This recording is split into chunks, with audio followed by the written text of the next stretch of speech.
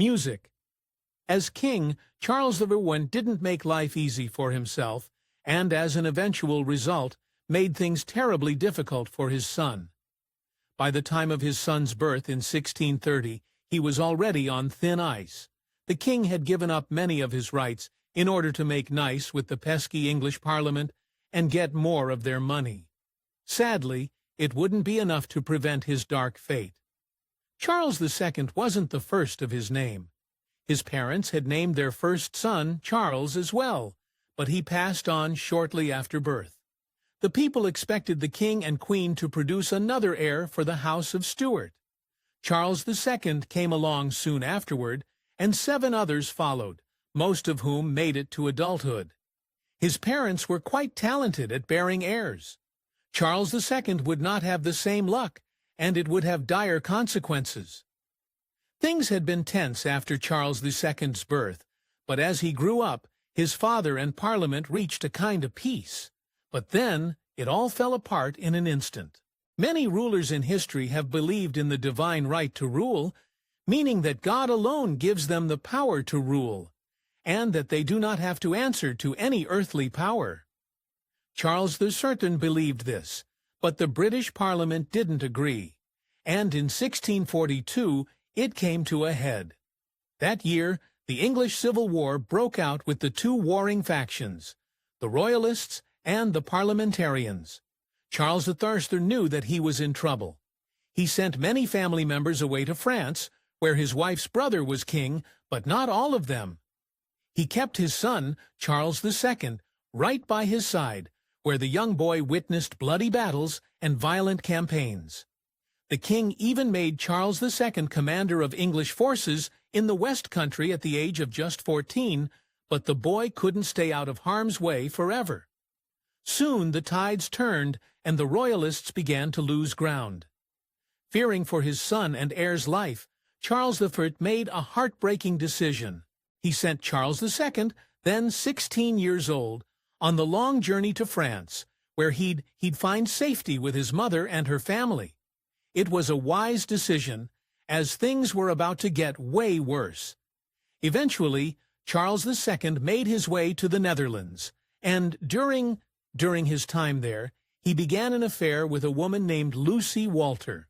Soon after, she became pregnant, and they had a son together. While illegitimate, Charles II nevertheless showered his son with titles. This was only the beginning of a lifetime of scandalous affairs for Charles II, but this one in particular would come back to bite him later on. The king had done everything in his power to hold on to the throne, but he'd been defeated.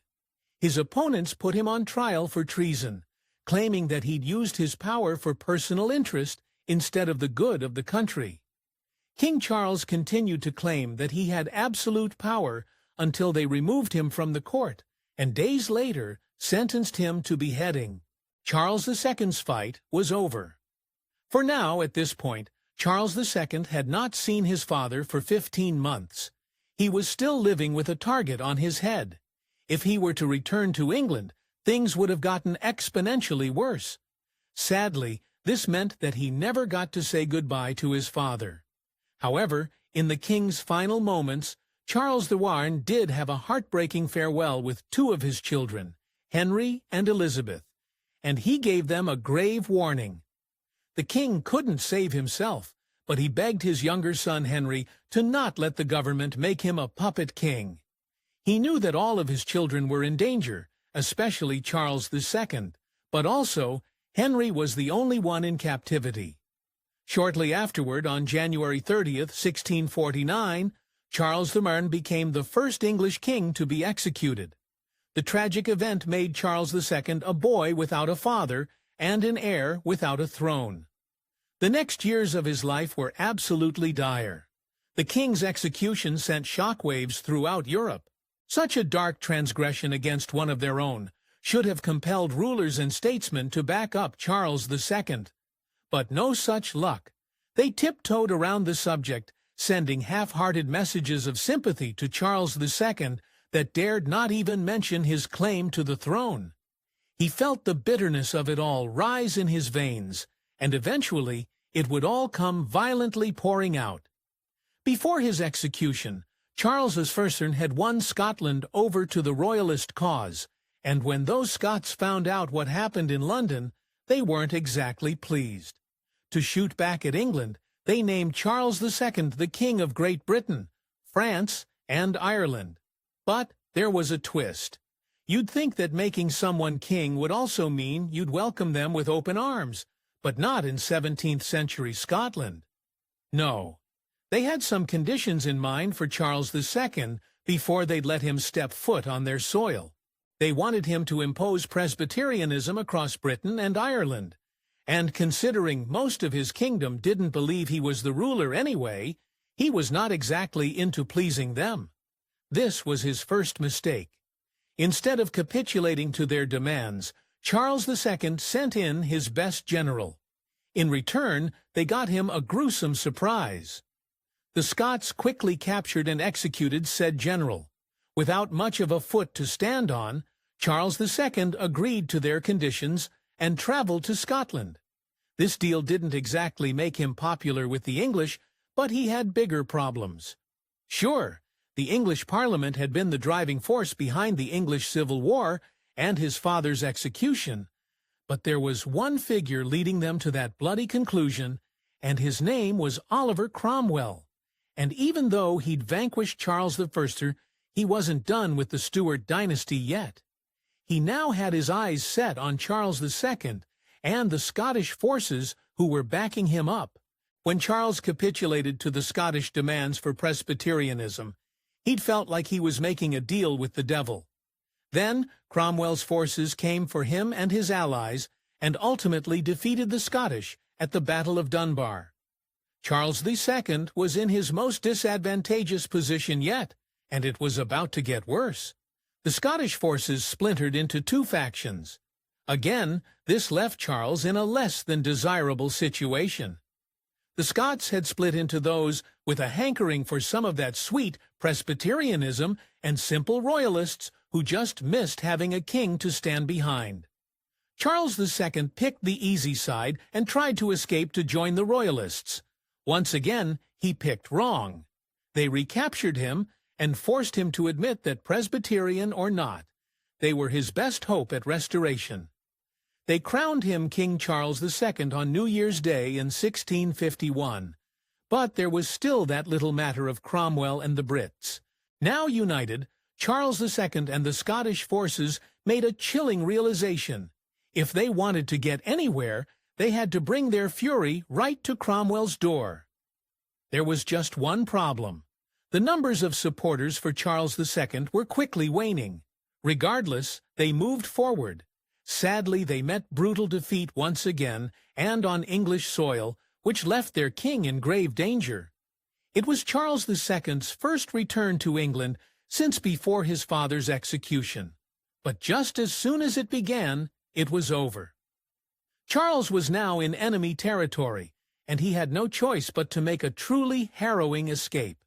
As the parliamentary forces came for him, he narrowly avoided them by exiting through the back door of the very building they were entering.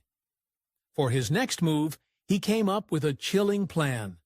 The safe move would have been to retreat to Scotland, but instead, Charles II wanted to go straight to London, right in the eye of the storm. Call it harebrained or whatever else you want, but there's one thing we've got to admit. What followed was an epic adventure worthy of an episode of Game of Thrones, or 3. Over the next 6 weeks, Charles II and his small group of officers traveled through England, and he went to great lengths not to be recognized. With their enemies hot on their tails, Charles II and his remaining entourage came up with a plan. The king would go to France, and to get there, they'd spirit him away to the seaport in Bristol. They enlisted the help of every ally that they could along the way, while one of his men, Lord Wilmot, created a distraction by flaunting his presence, undisguised, a few miles ahead of the party.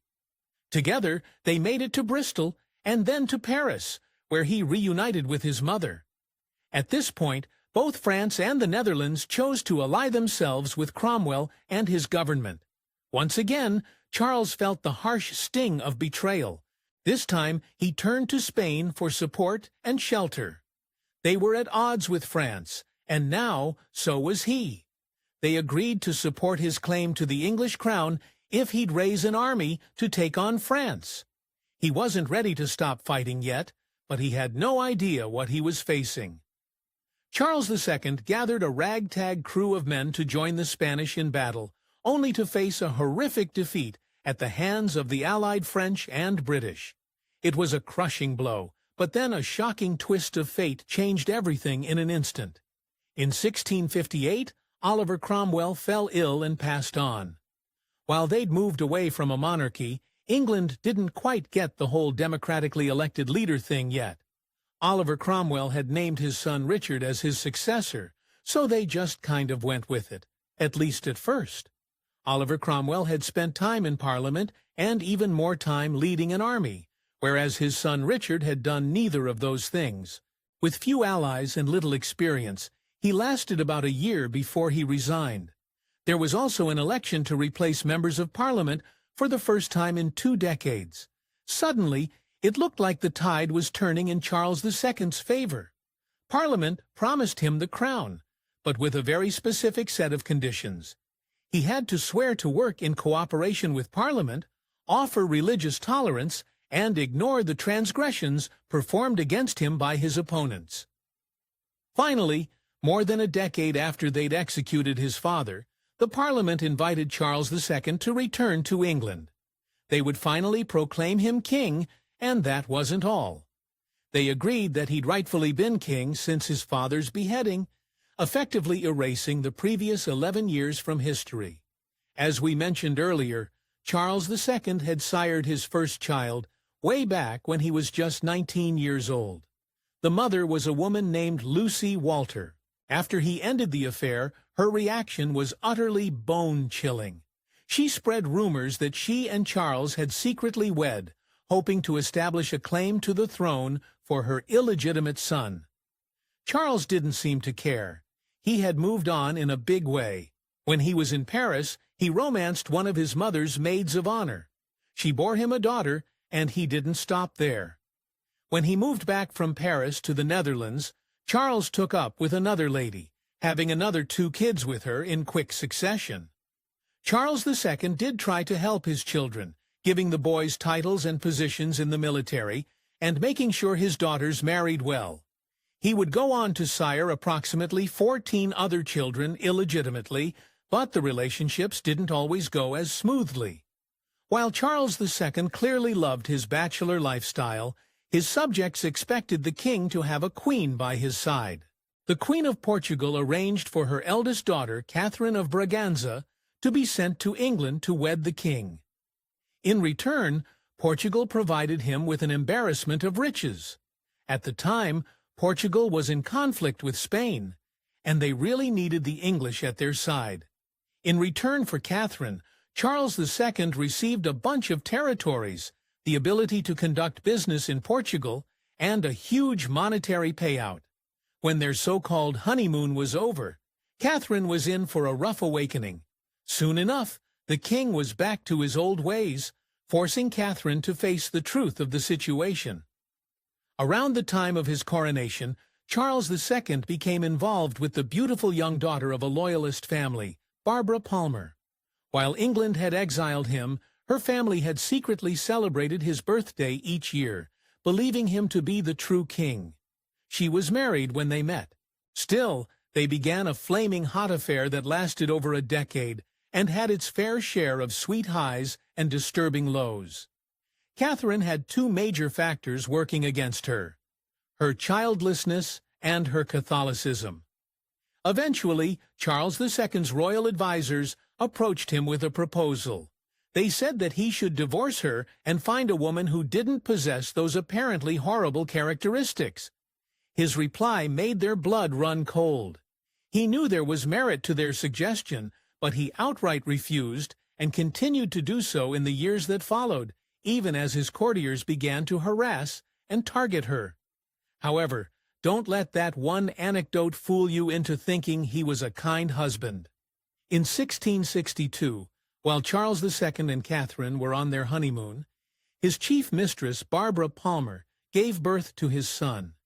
He was ecstatic and wanted to thank her. However, the way he did it was utterly cold-blooded. Charles II gave Palmer a new title as Lady of the Bedchamber, but not the bedchamber, you'd think. The title actually meant that she became his wife's chief lady-in-waiting. When Charles II told Catherine, she fainted on the spot. It was the ultimate betrayal. It wasn't only affairs that caused trouble for Charles II. In 1665, he faced the greatest problem of his reign. It was the year that the Great Plague broke out in London. The epidemic had slowly crept into England from Europe, and despite measures taken to prevent it, it soon ran rampant, taking the lives of up to 7,000 people per week. When summer hit, it was a full-blown horror show. In July of 1665, the plague was at its worst. Charles II, his family, and his court all fled London, as did pretty much everyone else who had the financial means to do so. London was a ghost town, populated only by the poor who didn't have the resources to flee. As the month went on, the numbers waned, but the danger was still there.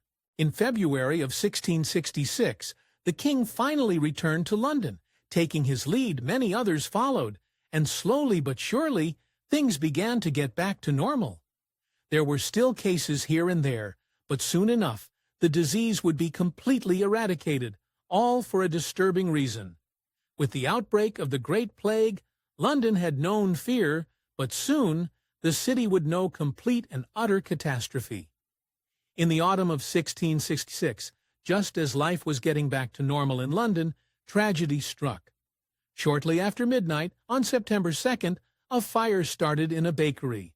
Quickly it began to spread and to push north into the heart of the city, and the reaction was chilling. People began to turn on each other and spread rumors that the fire had been set by French and Dutch immigrants. As the fire continued to spread, firefighters were completely overwhelmed.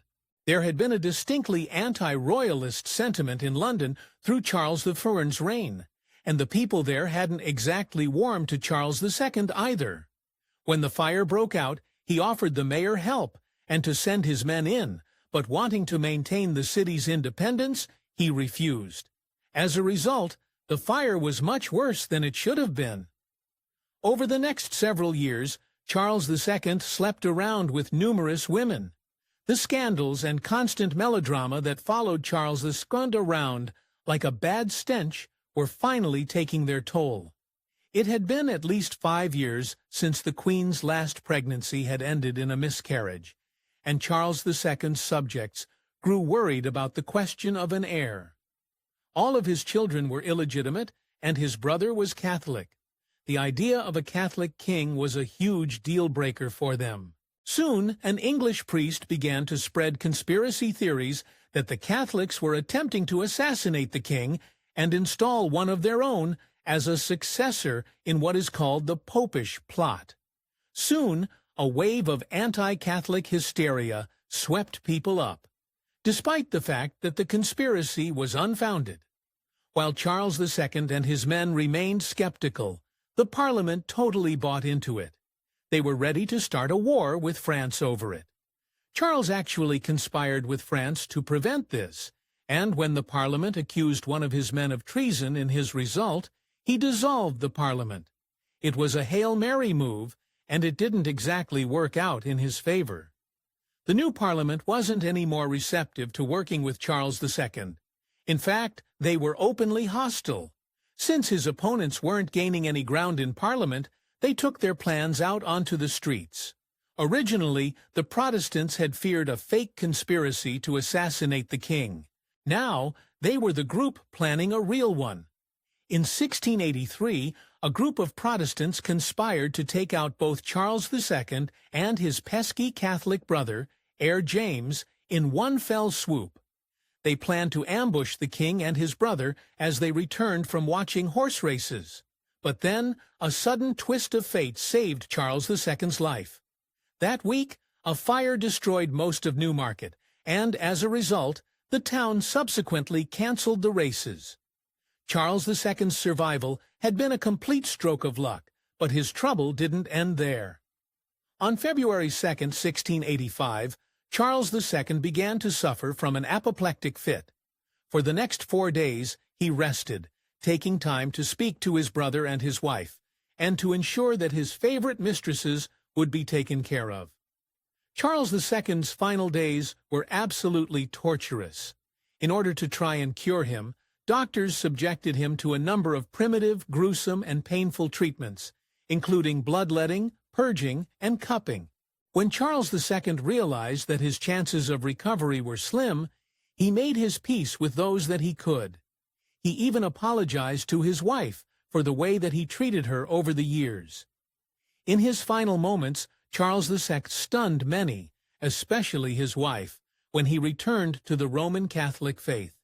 He called for a priest to give him his last rites. Then, at the age of 54, he passed on. As we'll remember, back when Charles II became king, the Parliament forced him to pardon many of his old enemies, but he did get to subject some of the men involved in his father's execution to brutal punishments. However, his #1 enemy, Oliver Cromwell, escaped this dark fate. He passed on 3 years before Charles II came to power. However, if you think this means that he escaped Charles II's thirst for bloody vengeance, you'd be wrong. For his part in overthrowing the English monarchy and the execution of Charles the Furser, the king subjected Cromwell to a posthumous execution on January 30th, 1661. Charles II had his men dig up his body, as well as other commanders involved with the execution, hang it in chains in London, and then throw it into a pit for good measure. As if Charles II's message didn't come across with that, he also had Cromwell's severed head on a pole outside of Westminster Hall until 1685. Thanks for watching History Exposé. If you love uncovering the best stories in history, hit like and subscribe to keep exploring with us.